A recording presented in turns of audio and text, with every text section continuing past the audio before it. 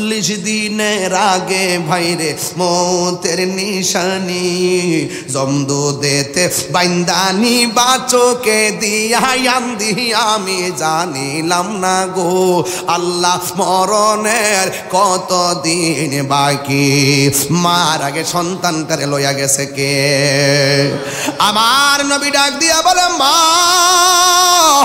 ও কলা গাছের মা হারা পোলা পাইন বাবা হারা পোলা পাইন জবানটা খুইলা বলো মা ও মা গো মা কবরটা কার মহিলা বলে ইয়া রাসূলুল্লাহ কবরটা আমার জাদুমনির এবার ডাক দিয়ে বলে মা আপনি জানেননি কবরে সন্তানটা কেমন আছে আমি জানি না আল্লাহ এবং তার বন্ধু ভালো জানে আপনারা জবান খুলে বলুন নবী জানার ক্ষমতা আছে না নাই বন্ধু রে হ বন্ধু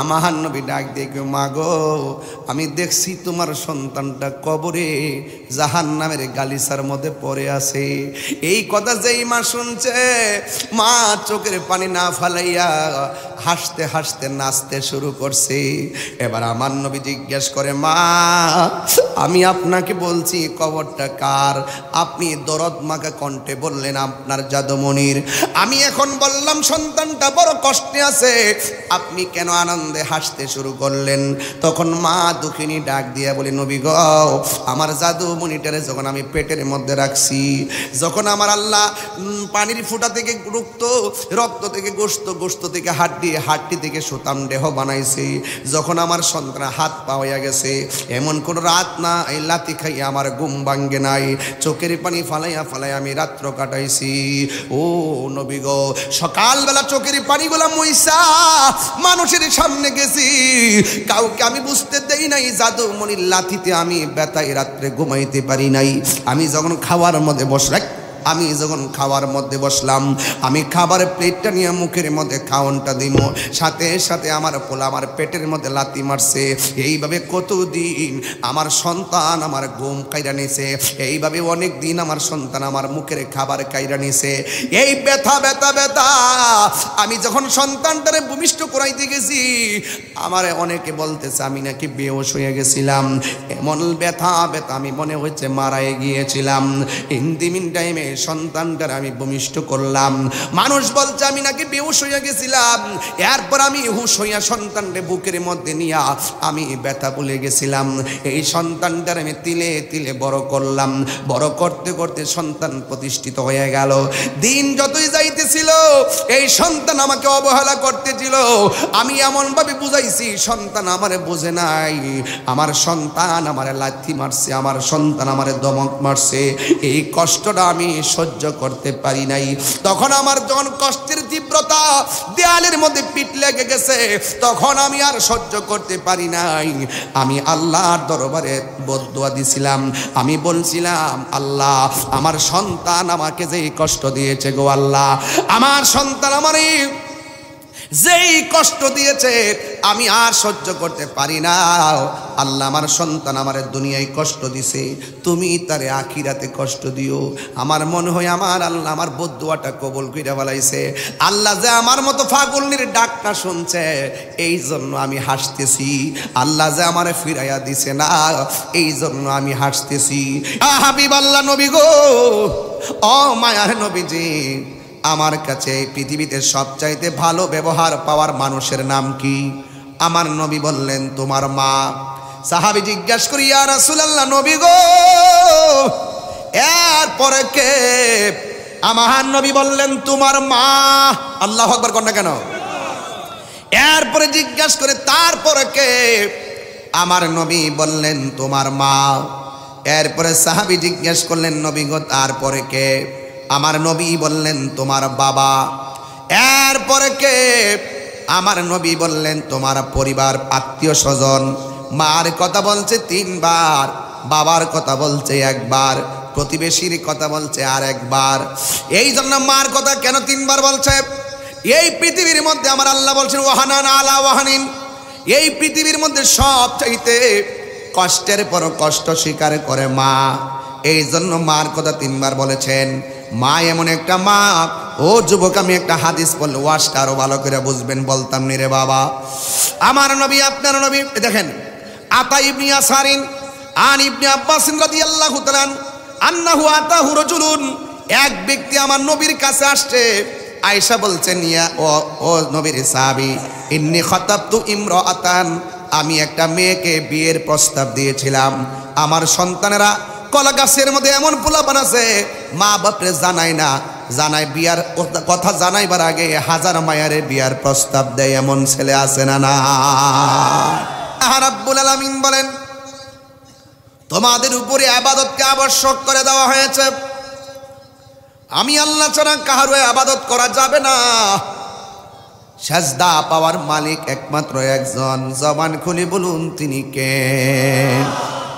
ওয়ামা খালাকতুল জিন্না ওয়াল ইনসা ইল্লা লিয়াবুদুন।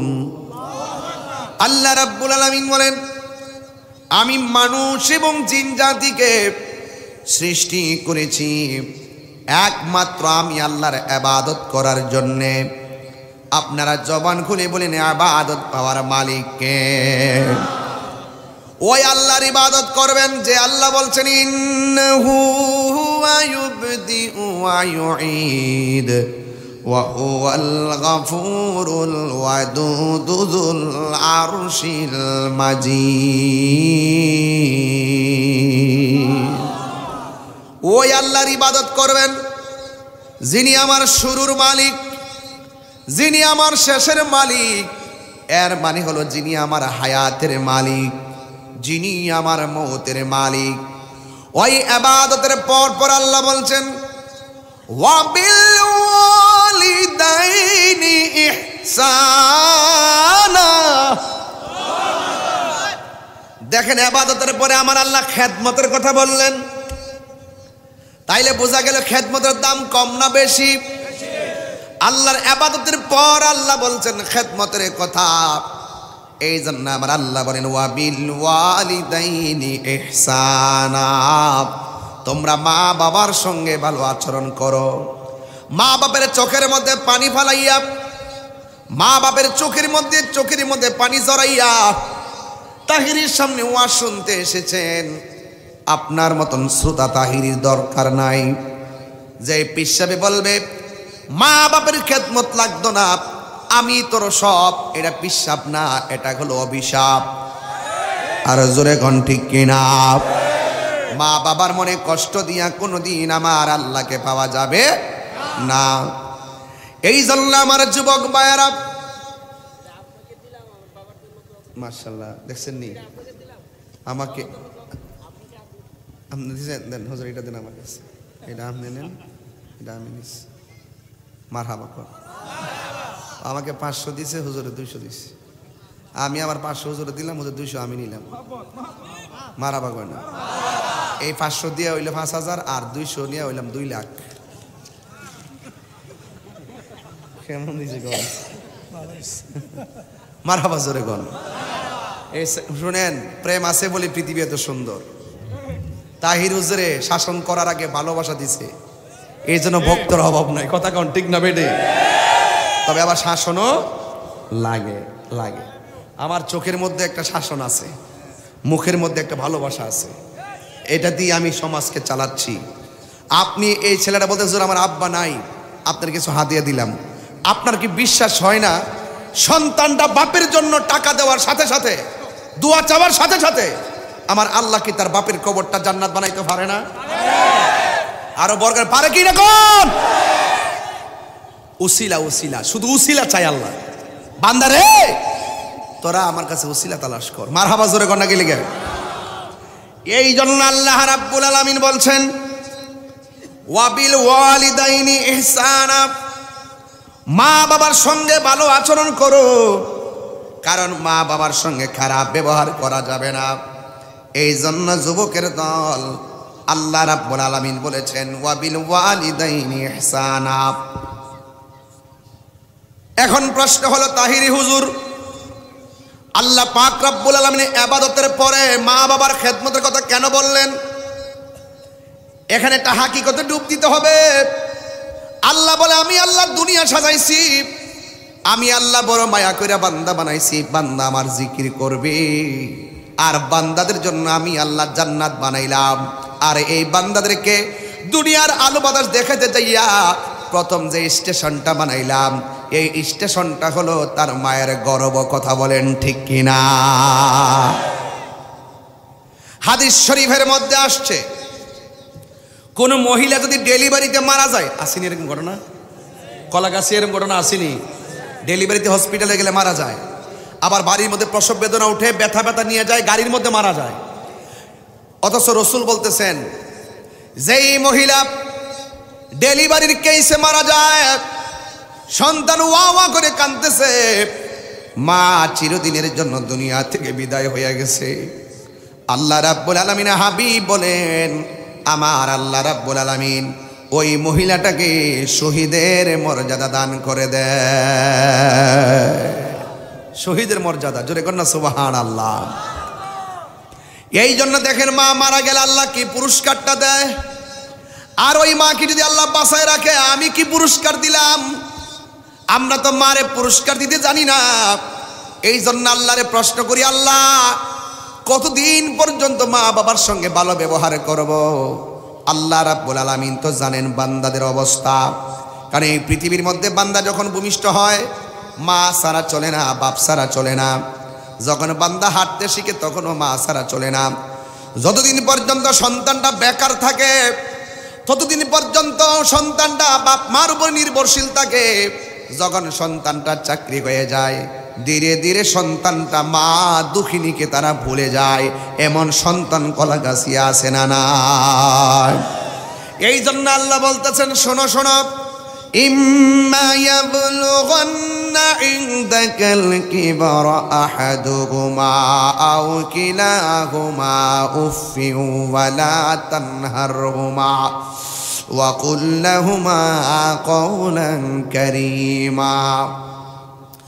আল্লাহ রাব্বুল আলামিন বলেন, ইম্মা ইয়াবলুগান্না ইনদাকাল কিবারা আহাদুহুমা আও কিলাহুমা ফালা তাকুল লাহুমা উফফিন ওয়ালা তানহারহুমা। আল্লাহ রাব্বুল আলামিন বলেন, মা বাবা যদি বুড়াও হয়ে যায়, মা বাবার সঙ্গে ভালো ব্যবহার করতে হবে। আপনি রাগ করলে আমি ওয়াজ করবো, কিছু কিছু বিয়াদবগুলোরে সাইজ করবো।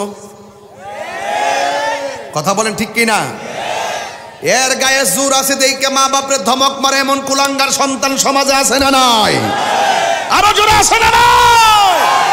তুমি মনে করলা যদি মা বাপরে ধমক মারো, খাল কাটটা তোমার জীবনে কুমির ঢুকাইছো, যেই ডাল ধরবা সেই ডাল ভাঙ্গা পড়বা। কথা বলেন ঠিক কিনা? এই জন্য আল্লাহ বলছেন, ইম্মা ইয়াবলুগান্না ইনদাকাল। ঠিক আছে নি হুজুর, তাফসীর ঠিক আছে নি? এরপরে বলেন না সকালবেলা তাহিরি কোরআন হাদিসের বাইরে কথা বলছে।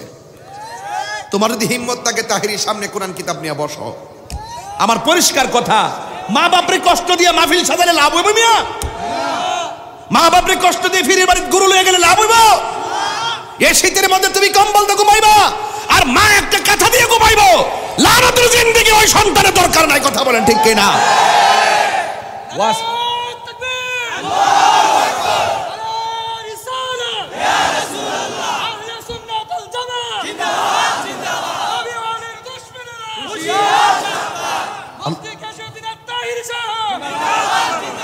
আল্লাহু আকবার জোরে বলেন। তো মোল্লার কথা মানবেন না আল্লাহর কথা মানবেন?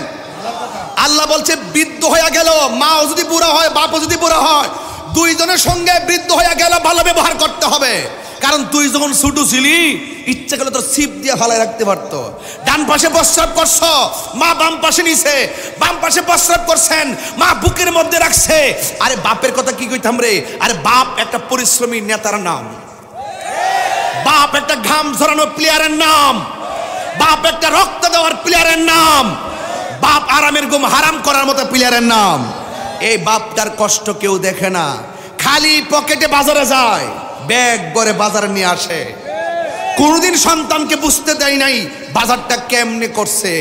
আর ওই বাপটারে যখন শীতের দিন কষ্ট দিয়ে একটা ভাঙ্গা করে ভালো রাখে, কাশি দেয় দেখা সন্তানের সহ্য হয় না। আল্লাহর কসম লিখে রাখো, একটা মানুষের দোয়া আল্লাহ ফিরাইয়া দেয় না, একটা মানুষের বদদুয়া আল্লাহ ফিরায় দেয় না। এটার মাঝখানে কোনো পর্দা থাকে না। দোয়া করলেও কবুল হয়, বদদোয়া দিলেও কবুল হয়। এটা হলো মা বাপ। মা বাপের দোয়ার দ্বারা বহুত লোক ওলি হইছে, প্রমাণ আছে না নাই? আর যখন আছে না নাই? আবার জোরে বলেন আল্লাহু আকবার বলেন। আমার যুবক ভাইরা ওয়াজ তো করতেই হবে। তা মা বাপরে কান্দাইলে কোনো লাভ হবে না। এই যেখানে একটা হাদিস বলে যায়, বিহি ক্বালা হাদাসানা মুসাদ্দাদুন ক্বালা হাদাসানা বিশর ইবনুল ফজল ক্বালা হাদাসানা আল জরাইর আন আব্দুর রহমান ইবনে আবি বকর আন আবিহি ক্বাল ক্বালা রাসূলুল্লাহ সাল্লাল্লাহু আলাইহি ওয়াসাল্লাম, আল্লাহর হাবিব বলেছেন, আলা উনাব্বিউকুম বি আকবারিল কাবায়ের, আমি কি তোমাদেরকে তিনটা বড় বড় কবিরা গুনাহের কথা বলবো না? এবার ডাক দেবেন, ইয়া রাসূলুল্লাহ। ক্বালু ইয়া রাসূলুল্লাহ, বালা ইয়া রাসূলুল্লাহ, অবশ্যই আপনি আমাদেরকে বড় বড় তিনটা কবিরা গুনার কথা বলে দেন। আপনারা কলা গাছের মানুষ, সবচাইতে বড় তিনটা কবিরা গুনাহ জানার দরকার আছে না না? এক নম্বর হলো যে আয়াতটা পড়ছি, আল ইশরাকু বিল্লাহ। এক নম্বর হলো আল্লাহর সঙ্গে শরীক করা। মাথাটা ব্যথা করতেছে, গাঁটটা ব্যথা করতেছে, এখন গলাটা কাটটা ফেলাই দেই, কি করব? মাথা ব্যথা হইলে ওষুধ খাবো। মাজারে যদি কোনো বেটা যদি যায় গাঞ্জা খা, মাজারে কোনো বেটা যায় ফেন্সি খা, আমরা কি ফেন্সি যে খা হ্যাঁ দৌড়মু নাকি তা মাজার ভাঙবো? তো আমার দেশের মানুষ ওই কেডা কোন মাজারে যায় আপাদা ফরছে, উপরদা ফরছে, গাঞ্জা গাইছে, ওই হিডার জি দেন না মিডা তাহিরের উপরে।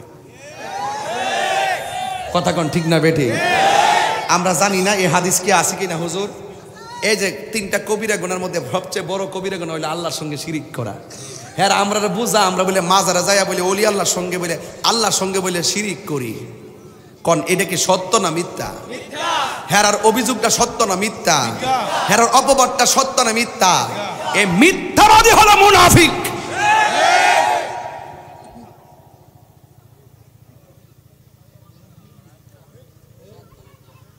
এটা দিয়ে দাও। আমরার উপরে অপবাদ দেয়। কেমনে দরবার ভাঙ্গা গরু চুরি করে লয়ে গেল,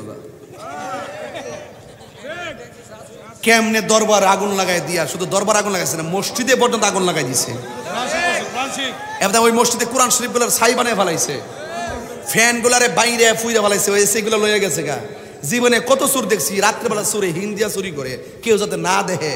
এরা ডাইরেক্ট প্রকাশ্য মনে করছে যে গরিমতের মাল, সুন্দর কইরা চুরি কইরা গরু, ছাগল, ভেড়া, দুম্বা, উট, এ দরবারের গাছগাছালি, পুকুরের মাছ যা আছে সব দেখছি হান্ডি ভাতিল সব চুরি করে লইয়া যেতেছে গা। সারা জীবন কইতাছে বেদাত বেদাত, এখন চুরি করে নেওয়ান কোন জায়গা কিতাব হয়েছে আবাদত। কোন কেমন লাগে? এইরকম এরার হাতে কি ইসলাম নিরাপদ?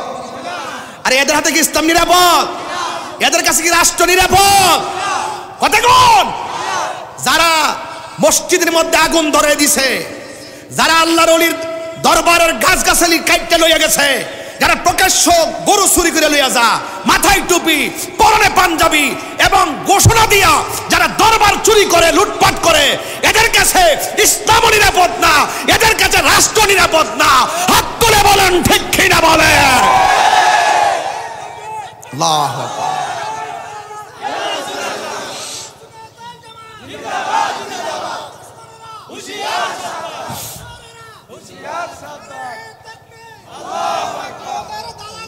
ঠিক কিনা কোন? আমার যুবক ভাইরা,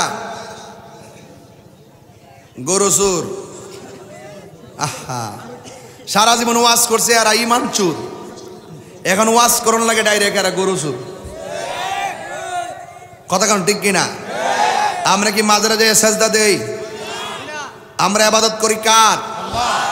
তো ওরা যে আমাদের গায়ের উপরে, এক বেচারা ওই দিন কইতাছে ওয়াজ করার মধ্যে বলতেছে যে তাহিরি জাইন্না শিরিক করে। কত বড় বেফতার মার্কা মৌলবী। আমার ওয়াজের কেরিয়ার হইলো 22 বছর। কয় বছর? 22 বছরের ভিতরে প্রায় 19.5 বছরের উপরে আমি চিফ গেস্টের মর্যাদায় ওয়াজ করছি।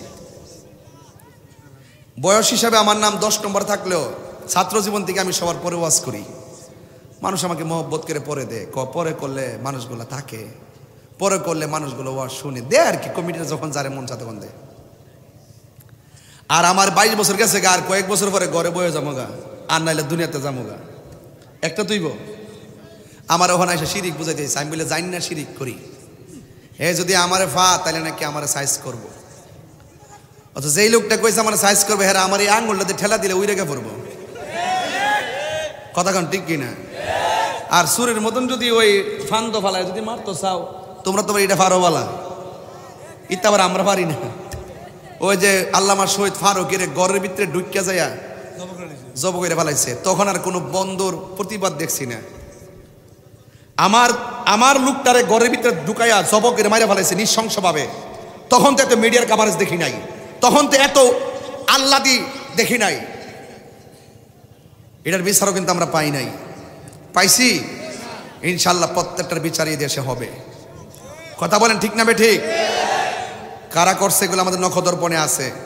এখন সুন্নিয়তের সুবর্ণ সুযোগ, এটা আমরা ইনশাল্লাহ কাজে লাগাবো, কিন্তু কোনো সুরের হাতে দেশ দিব না। কথা বলেন ঠিক কিনা বলেন? যাদের কাছে ধর্ম চ্যালেঞ্জ, ধর্ম রিস্কে থাকে, রাষ্ট্র রিস্কে থাকে, তাদেরকে আমরা আর বিশ্বাস করতে পারি না। জাতি এখন জেনে গেছে সব ধোঁকাবাজ। কথা বলেন ঠিক কিনা? আরো জোরে বলেন ঠিক কিনা বলেন?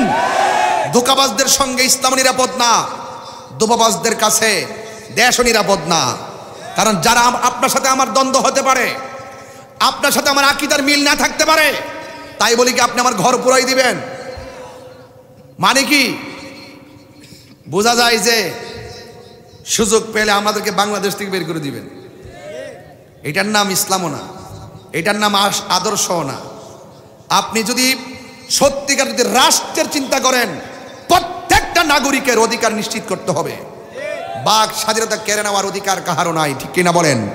আমি আমার মতাদর্শ লালন করব, আপনি আপনার মতাদর্শ লালন করেন। আমি আপনাকে বাধা দেই না, আপনি আমাকে বাধা দিবেন না। যখন আপনি আমার ঘর পুরবেন, আমাদের চেতনার আল্লাহর ওলিদের দরবার হলো আমাদের মুসলমানদের চেতনার জায়গা। কারণ এই দেশে ইসলাম আনছে আল্লাহর ওলিগণ, ঠিক না বেঠে? ইসলাম কে আনছেন? আল্লাহর ওলিগণ। আপনি যখন এগুলো প্রকাশ্য ভাঙ্গা শুরু করবেন, 1 দিন 2 দিন 3 দিন, দেয়ালে যখন পিঠ ঠেকে যাব, আপনারা কি মনে করেন যে সুফি জনতা বসে থাকবো? এই দেশে 70% ভোটার হলো সুফি জনতার। কথা বলেন ঠিক কিনা? যাদের ভোট ছাড়া কেউ সংসদে যাইতে পারে নাই, এটা ইতিহাসে নাই। তবে ইনশাল্লাহ একটা কথা বলে দিয়ে, সুন্নিরা জীবনে বহুত হালে ডালে বিলে ঘুরছেন, মূল্যায়ন কিন্তু ভান নাই। এবার সব সুন্নিরা এক থাকবেন, বাতিলদের মোকাবেলায়, আল্লাহর ওলিদের মাজার সুরক্ষায় এবং রাষ্ট্রের সার্বভৌমত্ব রক্ষার জন্য আমরা প্রস্তুত থাকব।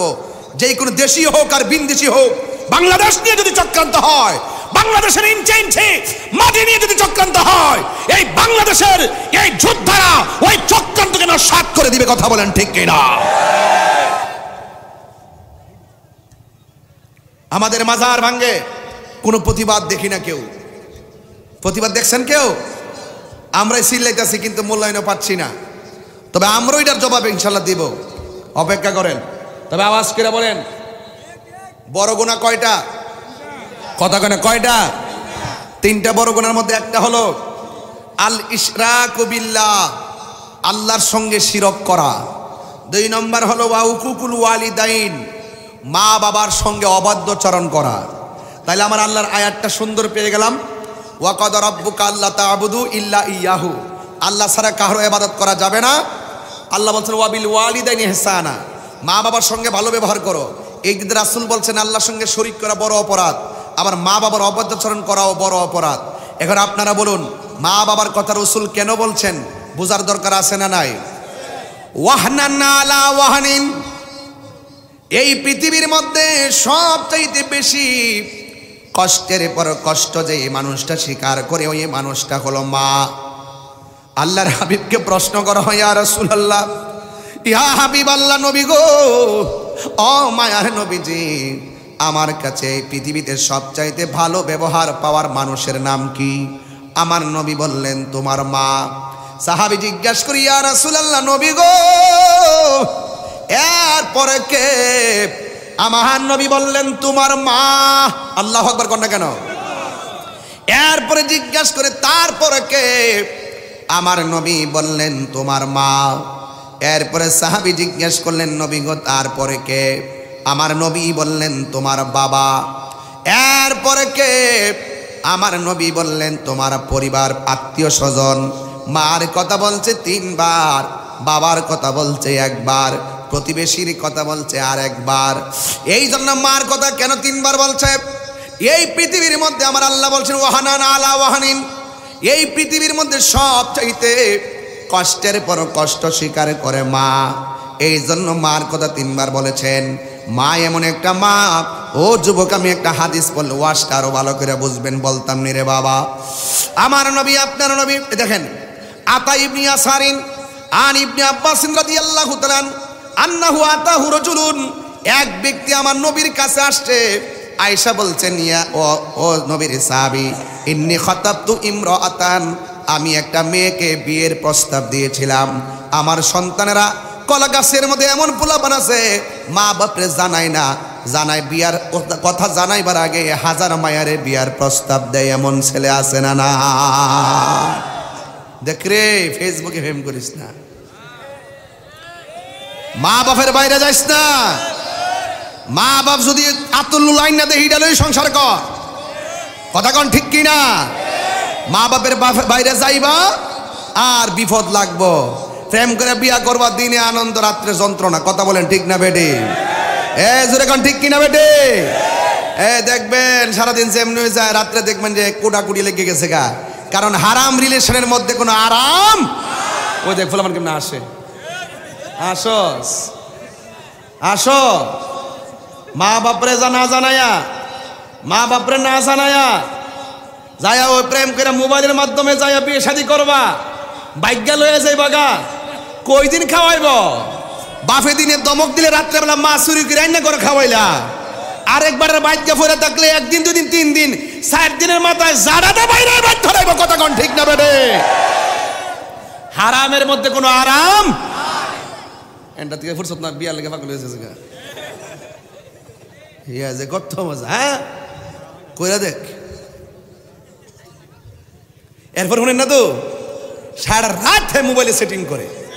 আপনি যে কোনো একটা মোবাইল চেক দেন, দেখবেন হোয়াটসঅ্যাপে সেটিং করে রাখছে, হ্যাঁ মেসেঞ্জারে অকুকিরা, এরপরে এই মুহূর্তে লাইন মা ফজরে ডাক দিলে হে উঠে না, তখন তার জুতাটা ফিডাই উঠানোর দরকার। 1 দিন 2 দিন 3 দিন ফিডাইল, এমন বান্ধব নাই যে তোমার 3 দিন খাওয়াইব। ঘুরে ঘুরে মা বাপের ভাবর তোলায় ভর্তিব। বেকার থাকলে মা বাপ সারা বুঝে না, যখন চাকরিটা হয়ে যায় তখন আর মা বাপরে মূল্যায়ন করে না। এমন সন্তান সমাজে আছে না নাই? ওই দিন কি কয়, ইন্নী খাতাবতু ইমরাআতান, নবীর সাহাবীর কাছে এসে বলতেছে অবশ্যই আমি একটা মেয়ের বিয়ের প্রস্তাব দিছি। ফা আবাত আন তানকিহানি, এই মেয়েটা আমার প্রস্তাবটা প্রত্যাখ্যান করছে, আমার সঙ্গে বিয়ে বসবে না। তখন কি হলো, ওয়া খতাবাহা গায়রি, একটু পরে আরেকটা ছেলে মেয়েটার বিয়ের প্রস্তাব দিছে। দেওয়ার পরে ফা আহাব্বাত আন তানকিহাহু, তখন মেয়েটা বিয়ের প্রস্তাব রাজি হইছে এবং তার সঙ্গে বিয়ে হয়ে গেছে। ফা গিরতু আলাইহা ফা কাতালতুহা, আমি তখন রাগান্বিত হইছি। রাগান্বিত হয়ে কি করছি, ফা কাতালতুহা, আমি মেয়েটারে মাইরে ফেলাইছি, হত্যা করে ফেলাইছি। আমার দেশে দেখবেন কিছু কিছু মানুষ আছে, মেয়ে যদি রাজি না হয় কয়েকটা বন্ধু বান্ধব মিললা তারে মাইরা ফেলা। মারে কি মারে না? আরে বাবা কানে ধর, কানে ধর। এই যুবক না ধরিস না, মুরব্বীরে চাই রয়েছে, তোমরা দেখতেছে, তোমরা যে শাসন করতেছি, হ্যাঁ আবার এসিড মারে, আবার মুখে মারে। বাইরে একটা কথা কয়ে দিয়ে বাজান, জীবনে যাই করেন না করেন মানুষ হত্যা করেন না। একটা মানুষ হত্যা করা মানে পৃথিবীর মানুষগুলোর হত্যা করে দেওয়া। এই হত্যা কোনোদিন করবেন না। আপনি একটা মেয়ের বিয়ের প্রস্তাব দিচ্ছেন, মেয়ে যদি বিয়েতে না রাজি না হয়, আরেক জায়গায় যদি মেয়েটার বিয়ে হয়েও যায়, তাহলে মনে করবেন যে আপনার কপালে মেয়েটা আল্লাহ লিখে রাখে নাই। কথা কোন ঠিক কিনা? আবার কিছু দেখবেন মেয়ের মাও রাজি না, বাপও রাজি না, ছেলের মাও রাজি না, বাপেও রাজি না। লাস্টে দুইটা সিদ্ধান্ত নে, তোমার বাপ যেহেতু রাজি না, আমারও বাপে যেহেতু রাজি না, এ জন্মে তোমাকে না পাই, পর জন্মে যেন পাই। কি করতে হবে? কয়েকটা রশি লও, লইয়া এই মাথায় তুমি বান্ধো আর ওই মাথায় আমি বান্ধি, গাছের উপরে উঠো, আমরা দুইজন দুইজনকে বাইরে ভাই দেখেন আসতেছে বেটা, আসতেছে বেটা, কি খারাপ লাগতেছে? এটা কিন্তু অহরহ চলতেছে, কথা কোন ঠিক না বেটি? এ জন্মে তোমার যদি না পাই, পর জন্মে যেন তোমার পায়। দুই রশির মাথার মধ্যে দুইজন লাগাইয়া এমনি গাছের ডাল থেকে হইরা জায়গা, একটু ওকে ডাকছে জান, একটু পরে জান, একটু পরে আব্বা আমার বাঁচাও, কথা কোন ঠিক না বেটে? এই দুই রশির মধ্যে লাগা মানে হলো শয়তান জিতে গেছে, তুমি হেরে গেছো। রাসূল বলছেন আত্মহত্যা করা মহাপাপ, যারা আত্মহত্যা করে কিয়ামতের পর পর্যন্ত ওরা এভাবেই আত্মহত্যার মৃত্যুর কষ্ট ভোগ করতে থাকবে। কথা বলেন ঠিক কিনা বলে? খবরদার যুবক পোলাপান, আত্মহত্যা করা যাবে। ইদানিং দেখা যায় শুধু অবিবাহিতরা যে আত্মহত্যা করে এমন না, কিছু কিছু বয়স জামার লগে হুদি ফেনফিনি করে। এই বেটা সারাদিন বিলো কাম করেছে, বাদ দেওয়ার নামে লেস নাই, গামছাড়া দেওয়ার নামে লেস নাই, নিজে খাইয়া বুমে হইতা দেয়। জামাই আবার পরে লয়া খাইলেন মাথাটা বেদনা করতেছে। যদি বউটা কইতো আপনার লাগে আমি খাইছি না, জামাই কইল যে আমি সারাদিন কষ্ট করছি, আমার দুঃখ শেষ। কথা কোন ঠিক না বেটি? আয়েশা হযরত মা ফাতেমারে বলছে, ফাতেমা আমার আলী যেন তোমার একটা ডাকের বেশি দুইটা ডাক দেওয়ার না লাগে। তখন আলী রাদিয়াল্লাহু তাআলা আনহু রাত্রেবেলা যখন ঘরে আয়া দরজার মধ্যে টুকা দিত, সাথে সাথে মা ফাতেমা দরজাটা খুলে দিত। তখন জিগাইছে তুমি কি এত রাতে ঘুমাও নাই? কোনা ঘুমাই নাই। তিনি পিঠটা দরজার মধ্যে দিয়া দাঁড়ায় থাকতো, টুকাটা দিত আর সাথে সাথে খুলে দিত। তো সুতরাং এভাবেই হুন্না লিবাসুল্লাকুম ওয়া আনতুম লিবাসুল্লাহুন্না, নারী হল পুরুষের পোশাক, পুরুষ হলো নারীর পোশাক। পুরুষের সুখে স্ত্রী সুখী হবে, স্বামীর দুঃখে স্ত্রী দুঃখী হবে। এটার নামই হলো সংসার, এটার নামই হলো পরিবার। স্বামী স্ত্রী যখন ভালো থাকে ওই ঘরের সন্তানগুলো আল্লাহর ওলি হয়ে বের হয়। এই জামাইলকে জিদ করে কেরি বড়ি খাই লিতেছে, ঠাস করে বাপের বাড়ির জায়গা, আর আইতাম না, তোমার সংসার করতাম না, অথচ 3 ফুলা বড় হয়ে গেছে। এই জিদদের নাম হইলো হারাম। কথা কন ঠিক না বেটি? আমরা দেশে কিছু কিছু মুরব্বী আছো যেই স্যাং সিংয়া ওহনো বেটিটারে লাড়িটা দন্তি মরে। আমি দেখি যে লাড়িতে দন্ত এটার মধ্যে ভালোবাসা খুঁজা পাই, লাড়িতে দন্তি দেটি হয় কিন্তু বাড়িটা দেয় না। আর আমরা দেশের মধ্যে যে যুবকরা আছে হেরা হেরা নতুন জিডি করে না, এইটা করে গুছিয়ে মুছিয়ে হমান কইরালা। আরে যেই লোকটার লাগে তোমার পাগল, এটার লাগে সংসার করবে, এটার তুমি গুছিয়ে মুছিয়ে হমান করে লইছো, এটার নাম সংসার না। এটার নাম কি না? সংসার না। দমক টমক দিবা আর দিল একটা আসতে দিও। হাদিসের মধ্যে তো আছে মৃদ শাসন করো, মৃদ ওকে বাইরে যে হমান করলা এগুলা করা যাবে না। তো এই জন্য দেখেন কি করছে এই বেফতারে, কি করছে এই বেফতারে, কি করছে বলেন? ফাকির তো আলাইহা ফাকাতাল তুহা, মেয়েটার আমি বিয়ের প্রস্তাব দিলাম, মেয়েটা রাজি হয়েছে না, আরেকবার প্রস্তাব দিল, হের কথায় রাজি হয়ে গেছে, আমি রাগ করছি, কইরা কি করছি? ফাকাতাল তুহা, আমি মেয়েটার মাইরা ফেলাইছি।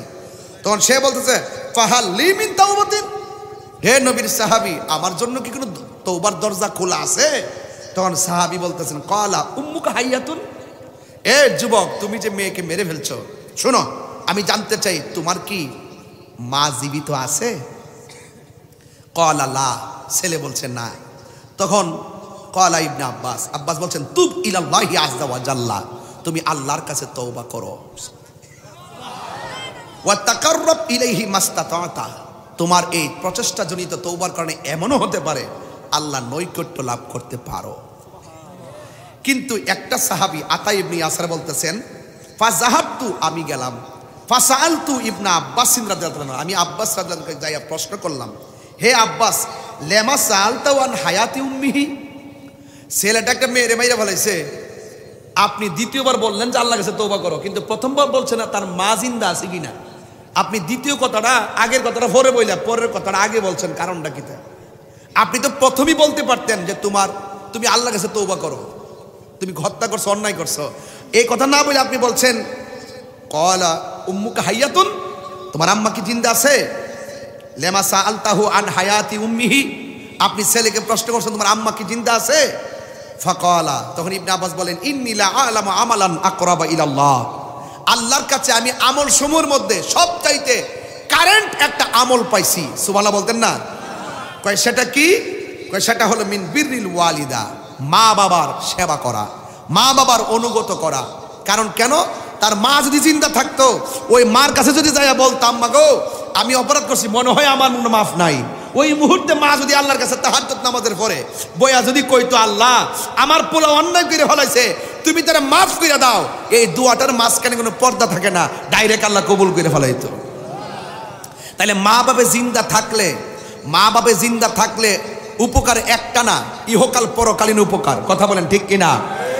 এই জন্য আমার নবী, আপনার নবী রহমাতুল লিল আলামিন গুরুস্থানের মধ্যে যাওয়ার পরে আমার নবী দেখতেছেন একটা কবরের মধ্যে আযাব হইতেছে, আর যতগুলা গুরুস্থান আছে সব গুরুস্থানের মানুষগুলা জান্নাতের গালিচায় ঘুমাইতেছে।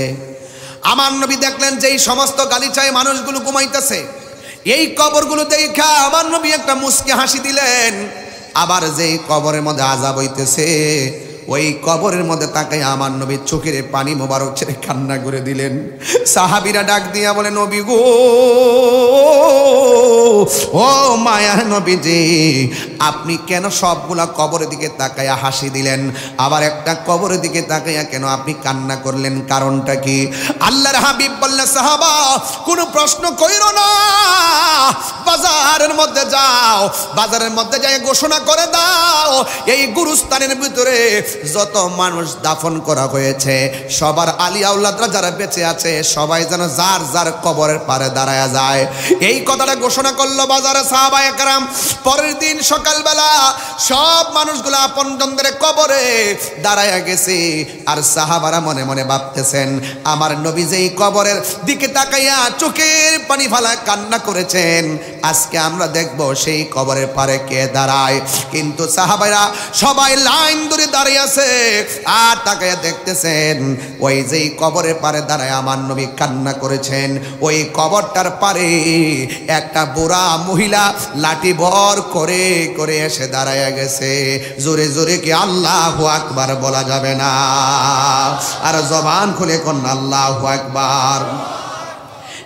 যুবক ভাইয়েরা আমার, এবার আমার নবী যখন দেখলেন মহিলাটা লাঠি ভর করে আসলেন, আসার পরে আমার নবী জিজ্ঞাসা করে মা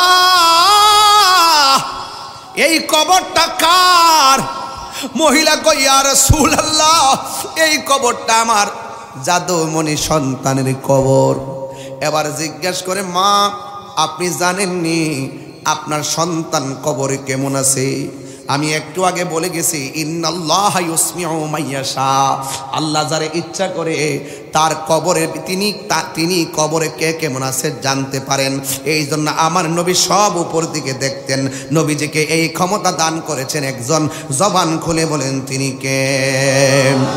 আমার মরণের কত দিন বাকি আমি জানিলাম না গো আল্লাহ, মরণের কত দিন বাকি আমার মরণের বাকি আমি জানিলাম না গো আল্লাহ, মরণের কত দিন বাকি।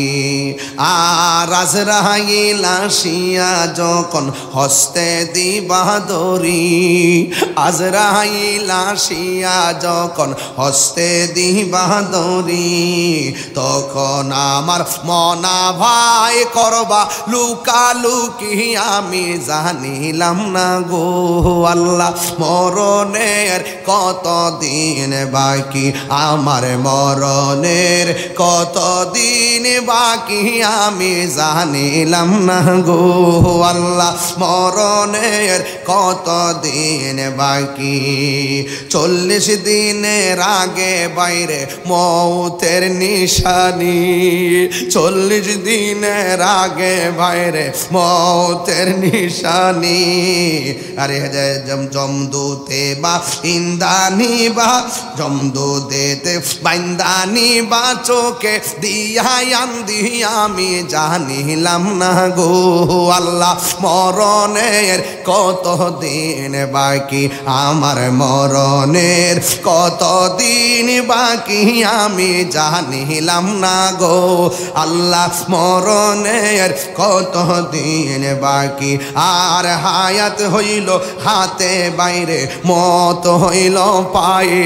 এখান থেকে দরদ লাগাই দেখবেন কাইন্দা বাড়ি যাবেন ইনশাল্লাহ। বলেন আরে হায়াত হইল হাতে বাইরে মত হইল পায়ে। যেই জায়গা যার মরণ লেখা সেই জায়গা সে মরে আমি জানিলাম না গো আল্লাহ মরণের কত দিন বাকি, আমার মরণের কত দিন বাকি আমি জানিলাম না গো আল্লাহ মরণের কত দিন বাকি। একটা জবানও বন্ধ রাখবেন না। সন্তান মারা গেছে, মা বুড়া হয়ে গেছে, ওই বুড়া কালে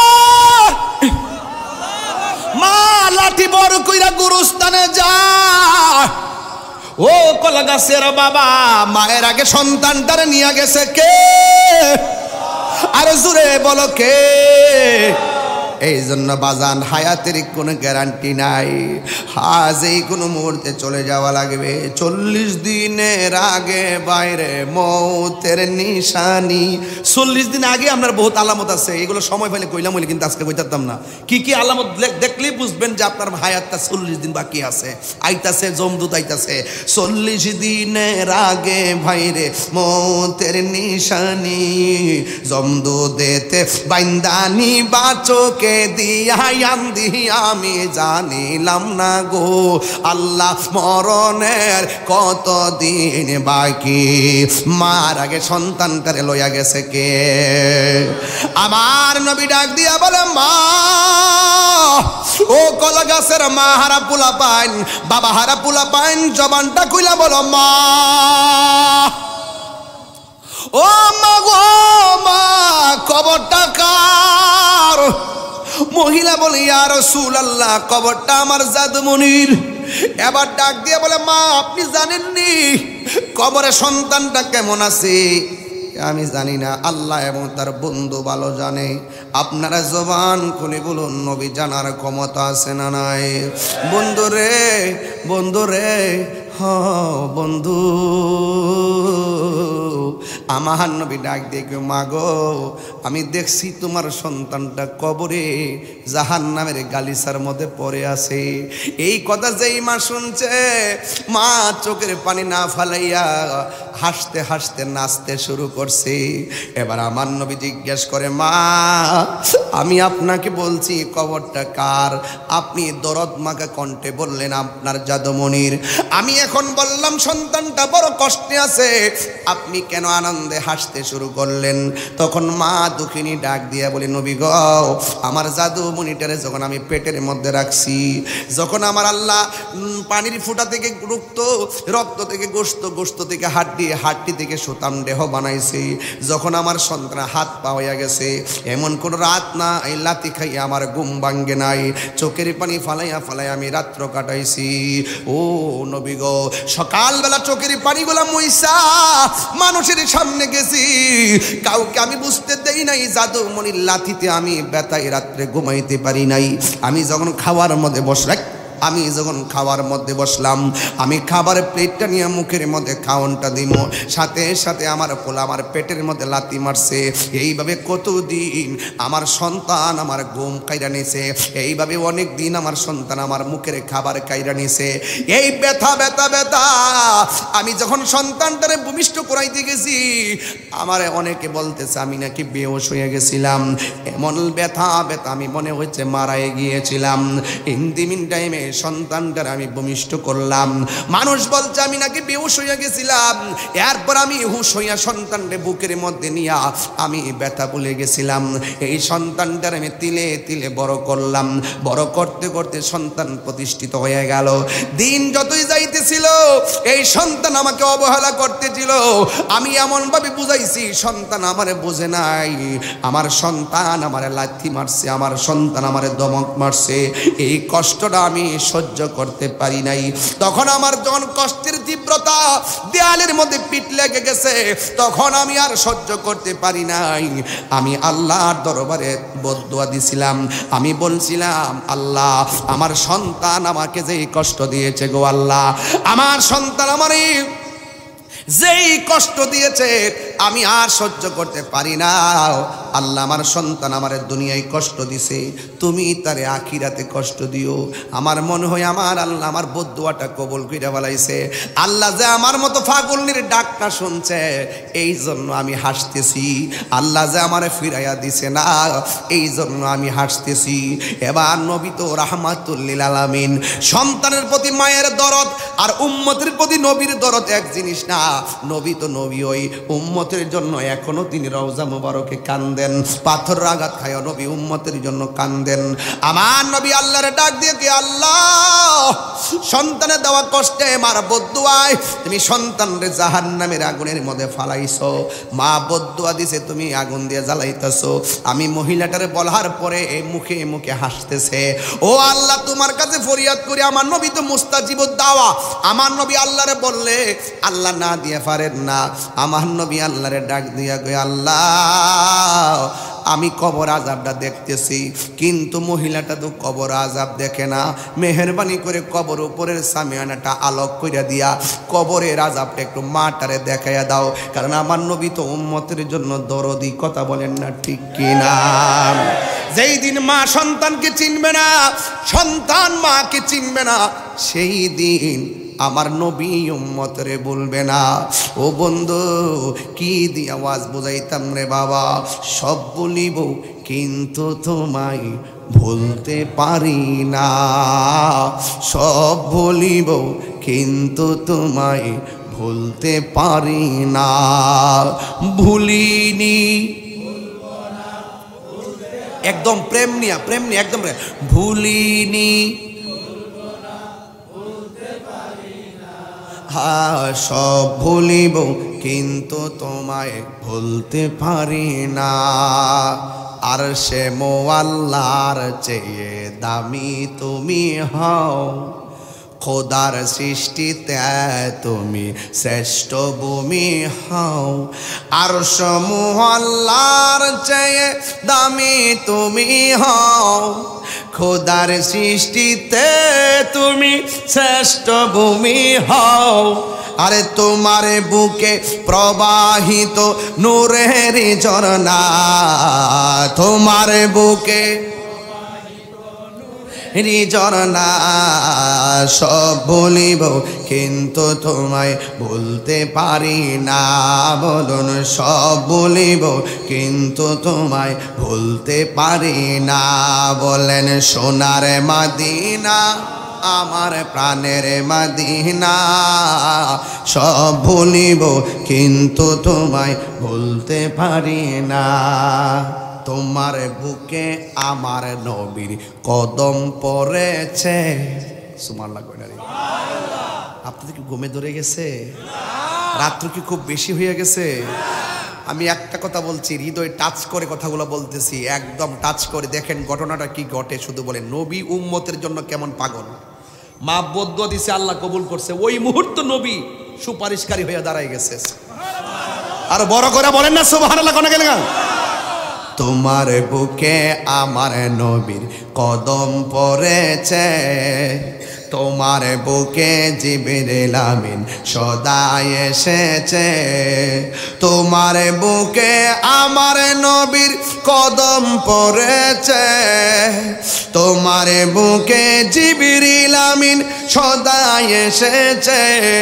আরে তোমার ছোঁয়া লেগে হলে শাহে মদিনা, নবীর ছোঁয়া লেগে তুমি শাহে মদিনা। সব বলিব কিন্তু তোমায় বলতে পারি, যুবকরা বলন সব বলিব।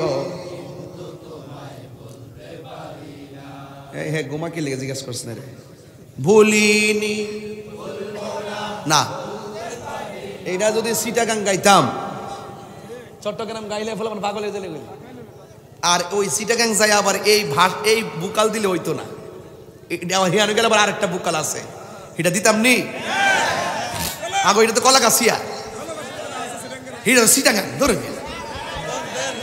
ও আমরা তো চিটাগাং বিভাগে পড়ছি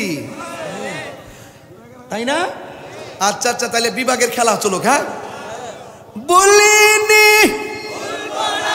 বলতে পারি না, বলিনি